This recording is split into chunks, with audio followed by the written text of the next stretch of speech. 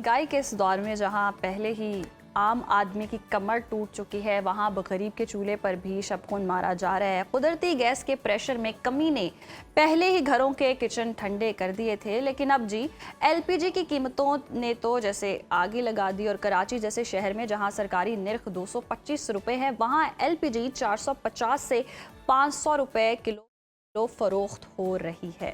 और दुख की बात यह कि इंतज़ामिया कहीं नज़र नहीं आती है। जब हम देखते हैं कि तलब बढ़ती है तो मुनाफाखोर भी सरगर्म होते हैं और मसनूई किल्लत पैदा कर दी जाती है और फिर कीमतें जनाब आसमान से बातें कर रही होती हैं। शहरी ऐसे में दुहाइयाँ देते रह जाते हैं, लेकिन मुतबादिल ईंधन का कोई रास्ता ही नहीं बचा। तो आज हम इसी संगीन मसले पर बात करेंगे और जानेंगे कि आखिर ये कीमतें कहाँ जाकर रुकेंगी। हमारे साथ मौजूद हैं बानी chairman LPG association Irfan Khokhar साहब, जो हमें इस बहरान के असल हकाइक बताएंगे। इरफान साहब, आपको खुशामदीद कहते हैं सुनो पाकिस्तान में। आप इस एसोसिएशन के चेयरमैन हैं। सरकारी कीमत कुछ और होती है, मार्केट में जनाब ये नहीं कि कोई छुप छुपा के कीमत हो, वो धड़ल्ले से उन्होंने लगाई होती है तख्ती के जनाब कीमत जो है ये वाली है, जो आप समझते हैं कि जनाब बस 100% फ़र्क है ये तो सरकारी रेट में और जिस पे ये बेच रहे हैं, ये इतना फ़र्क क्यों होता है? बिस्मिल्लाह, जो बात आपने की, कहते बात तो सच है, बात है रसवाई की। जैसे आप देखें, गवर्नमेंट ने एक नोटिफिकेशन किया है। गवर्नमेंट को चाहिए कि ऊपर से लेकर नीचे तक देखें, पेट्रोल को वो कंट्रोल करते हैं। कभी देखा पेट्रोल बहुत ही ज़्यादा नज़र कोई ब्लैक मार्केटिंग हो रही हो, अगर गवर्नमेंट ने नोटिफिकेशन निकाला तो उस पर अमल करना है। आर्टिकल 29 के तहत ओगरा ने पूरे पाकिस्तान में DC और AC को इख्तियार दिए हुए। आप देखें, जो ऊपर से इम्पोर्ट है 70 से 80% हमारी इम्पोर्ट है। और ये नहीं है कि पाकिस्तान में गैस नहीं है, सिर्फ LNG की वजह से कुदरती गैस की शॉर्टफॉल है, लेकिन LPG का शॉर्टफॉल शुक्र अल्हम्दुलिल्लाह प्राइवेट इम्पोर्टर जो है उन्होंने वाफर मकदार में गैस पाकिस्तान में मौजूद है। अच्छा, इस वक्त भी बिल्कुल। मैं एक बात बड़ी सादा सी कहता हूँ, बहुत से दोस्त सवाल करते हैं, मैं कहती अगर फर्ज करें कि LPG शॉर्ट हो तो जो आपको 4, 4.5, 225, 26 वाली गैस 4, 4.5 रुपए किलो मिली, तो 4,000 रुपए किलो नहीं मिलनी चाहिए ना जी। तो इसके वजह बात ये, मुसलमान हमने रमजान में भी नहीं बख्शा किसी को, बर्बादी बड़ा बुनियादी नुक्ता है। देखें, बात की है कि आर्टिकल 29 के तहत अख्तियार DC और AC के पास है।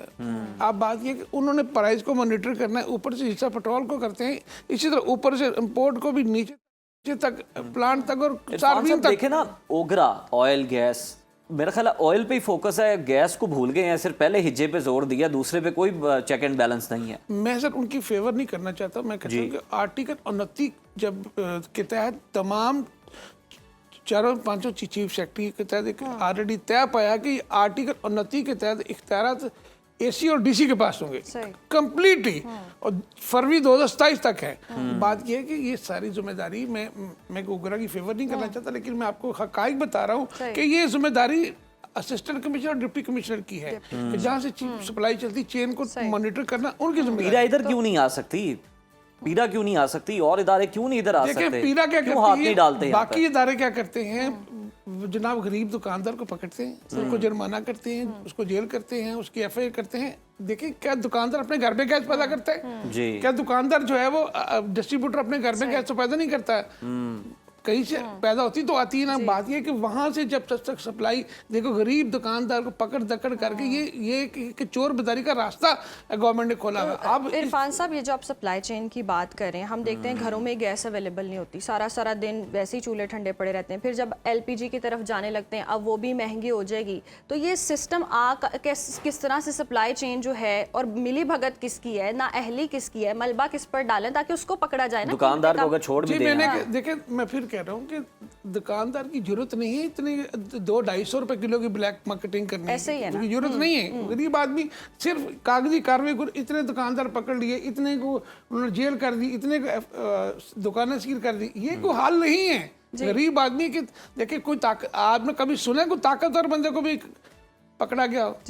बात ही कि मैं फिर कह रहा हूँ, खुदारा गरीब आदमी को छोड़े, दुकानदार को छोड़े, कोई ताकतवर लोगों को हाथ डालें ताकि चीजें ठीक हो सके। बड़े मगरमच्छ हैं जिनको हाथ नहीं डाला जा रहा, और वो महंगी फिर गैस भेजते हैं दुकानों पे, तो दुकान वाले भी फिर आवाम को बेचते हैं। आप और मैं तो वो नहीं कर रहे ना काम। आप और मैं तो बॉर्डर पे नहीं बैठे हुए, वहां से ईरान से बाई रोड भी आ रही गैस, बाई शिप भी आ रही है। मैं और आप तो ब्लैक नहीं कर रहे, बात जी। ये है कि हम तो अवाम तक और या हुकूमत वक्त तक ये चीज़ें पहुंचाना चाह रहे हैं कि जनाब ये आपने मेहरबानी की 225 रुपये किलो 26 किलो का रेट निकाला, लेकिन आज 525 रुपये भी गैस नायाब होती जा रही है, लेकिन गैस डेली शिप लग रही है। अच्छा। बात ये है कि या तो मैं फिर कह रहा हूँ कि अगर गैस जी। ना अवेलेबल हो तो ये 5,000 रुपये किलो भी नहीं मिलनी चाहिए। अच्छा। तो आप जाएं किसी एक प्लांट पे, किसी एक प्लांट पे 400 कुछ प्लांट हैं, किसी एक प्लांट पे चले जाए, आपको गैस ना मिले तो मैं सजा के लिए तैयार हूँ। अच्छा, जुल्म तो ये है। उसके बाद फिर वो जो सिलेंडर है उसकी क्वालिटी पे भी हेरा फेरी होती है, मिकदार में भी हेरा फेरी होती है। देखिए मेरी पूरी बाल सफेद हो गए। मैं गुजरांवाला में 480 90 500 कारखाने हैं जो जेली सिलेंडर बना रहे हैं, मौत के खिलौने बेच रहे हैं। मैंने हजारों दफा आमिर जान साहब डिप्टी कमिश्नर गुजरांवाला थे जो लास्ट गवर्नमेंट में प्रिंसिपल सेक्रेटरी भी थे, उन्होंने बहुत से कारखाने बंद किए, लाखों सिलेंडर कब्जे में ले लिए, और वो दफ्तर पहुंचे तो वहां पे जनाब ताकतवर लोग पहले बैठे थे। बाकी आज तक गुजरांवाला में सिलेंडर गैर मेरी बनने वाले सैकड़ों कारखाने, हम उसको हाथ नहीं डाल सके। गैर मेरी बोझर इतने बन रहे हैं, खुदा ना खासा बोझर लीगल जो है वो 30 से 35 मीट्रिक टन का अलाउ है, ओगरा का रूल है, एक्सप्लोसिव का रूल है, लेकिन यहाँ पे 80-90 टन का बोझर यहाँ से शहर से गुजरा। खुदा ना खासा अब मुल्तान में जिस ब्लास्ट हुआ है, डीजी का ब्लास्ट हुआ है, अगर खुदा ना खासा किसी शहर में गुजरते हुए बोझर ब्लास्ट हो जाए तो पूरे का पूरा शहर मरियम हो जाएगा। गैर मेरी बोझर धड़ाधड़ बन रहे। बात यह है कि यहाँ पे इंसानी जान की कीमत कोई नहीं है, कीमत ही कोई नहीं है। आप गरीब दुकानदार को पकड़ लो, ये कर लो, पकड़ दकड़ कर। बात यह है कि एक्चुअल जो चीज़ है यहाँ पे जब तक गवर्नमेंट की रिटकाम नहीं होगी ये लाशें गिरती रहेंगी। आप 1122 की रिपोर्ट उठा के देख लें, 2 साल में 500 इंसिडेंट हुए। हैदराबाद में 52 बच्चे जख्मी हुए, 47 मौके पे मर गए। आप मुल्तान में तक 32 जानेंगे। बात यह है कि कानून अभी मैं वकार मेहदी साहब का बेहद मशकूर कि उन्होंने सेनेट स्टैंडिंग कमेटी में लेजिस्लेशन के लिए बड़ी हम तवक्को कर रहे हैं। कासिम गिलानी साहब मैं थैंक यू कहूँगा कि वो हम लोग कोशिश कर रहे हैं कि वो कानून साजी हो जाए किस तरीके से। और मैं मेरे कई साल लगे ओगरा की लीगल टीम सारी लगी हुई है कि 14 साल सजा होगी, 14 करोड़ जुर्माना होगा, नॉन बेलेबल फैंस फिर हो सकता है।